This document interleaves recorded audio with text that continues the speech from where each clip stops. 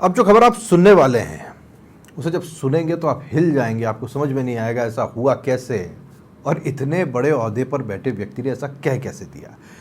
PhD मंत्री कन्हैया लाल आज press conference कर रहे थे और प्रेस कॉन्फ्रेंस इस नाते की जा रही थी कि प्रदेश में पानी की सप्लाई को कैसे दुरुस्त किया जाए और उसे लेकर के काम क्या किया जा रहा है। और इस प्रेस कॉन्फ्रेंस के दौरान उन्होंने अपने ज़बान से जो कुछ कहा वो विश्वास करने लायक नहीं था।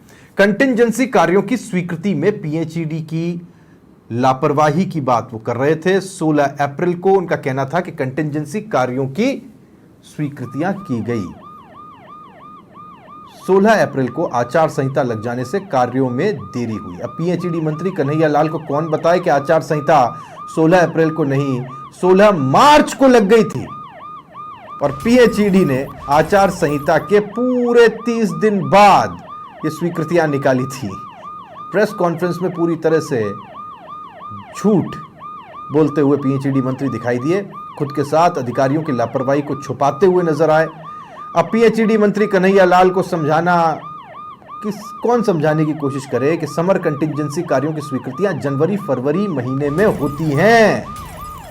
जनवरी फरवरी महीने में ये जारी हो जाती हैं, तब जाकर अप्रैल और मई महीने में ये काम पूरे हो पाते हैं कंटिंजेंसी के। प्रेस कॉन्फ्रेंस में पीएचईडी मंत्री ने कंटिंजेंसी के कार्यों की स्वीकृतियां गिनाई, लेकिन उन स्वीकृतियों में अब तक कितने काम पूरे हो गए ये नहीं बताया।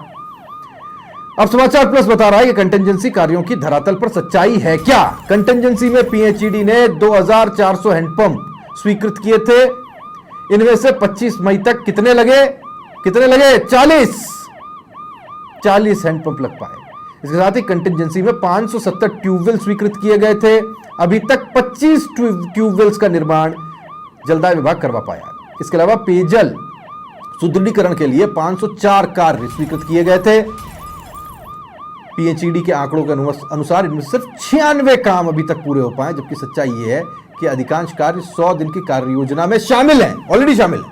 अब आप देखिए, ये 100 दिनों की कार्य योजना जो थी ये आचार संहिता लगने से पहले पूरे हो जाने वाले काम थे, जिनको बहुत ज्यादा प्रायोरिटी पर सरकार ने रखा था। और वास्तव में अगर इसको नहीं रखा जाता तो पर किसको रखा जाता। सब जानते हैं कि मई जून की जब गर्मियां चल रही होती हैं तब पीएचईडी के ऊपर कितना बोझ होता है और इस डिपार्टमेंट को कितने वॉर फुटिंग पर काम करते हुए लोगों के लिए राहत का काम करना पड़ता है। लेकिन कह क्या गए यह समझना बड़ा मुश्किल है। मैं अब आपको सुनाने की कोशिश करता हूं, एक बार सुनिएगा क्या कहा मंत्री कन्हैया लाल ने।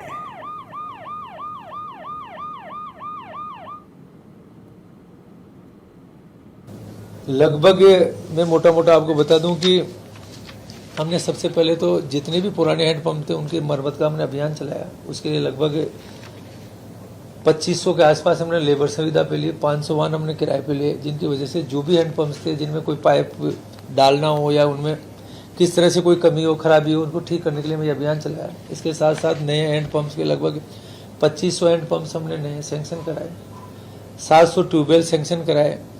हमारी छोटी सी कमी रह गई कि इसमें मैं भी मानता हूँ कि हमारे विभाग के अंदर हमें इतना जल्दी नहीं था कि आचार संहिता लग जाएगी। जब हमने इसका प्रपोजल बना के भेजा तो भेजने के बाद में थोड़ा सा हमें सेंक्शन में थोड़ी सी लेट हुई।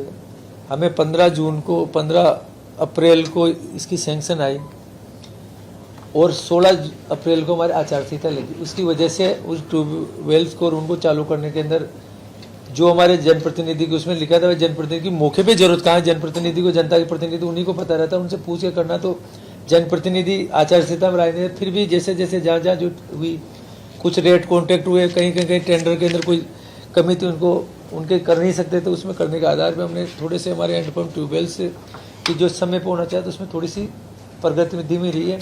अगर मैं 2022 की बात करूँ तो 2023 दिसंबर के अंदर जब हमारी सरकार आने के बाद में ट्यूबवेल्स और हैंडपम्प पे भाई कहाँ जरूरत है वो लगाए, तब भी वो ट्यूबवेल्स हैंडपम्प जो पिछले जो समर कंटिंजेंसी में जो निकले थे फरवरी मार्च में, वो तब तक भी चल रहे थे। अगर मैं तुलना करूँ तो वो दिसंबर तक भी चल रहे थे। तो हम कोशिश कर रहे हैं कि उनको हम आने वाले 10 दिन के अंदर जो भी हमारी जो सेंक्शन जो हमें फाइनेंस डिपार्टमेंट से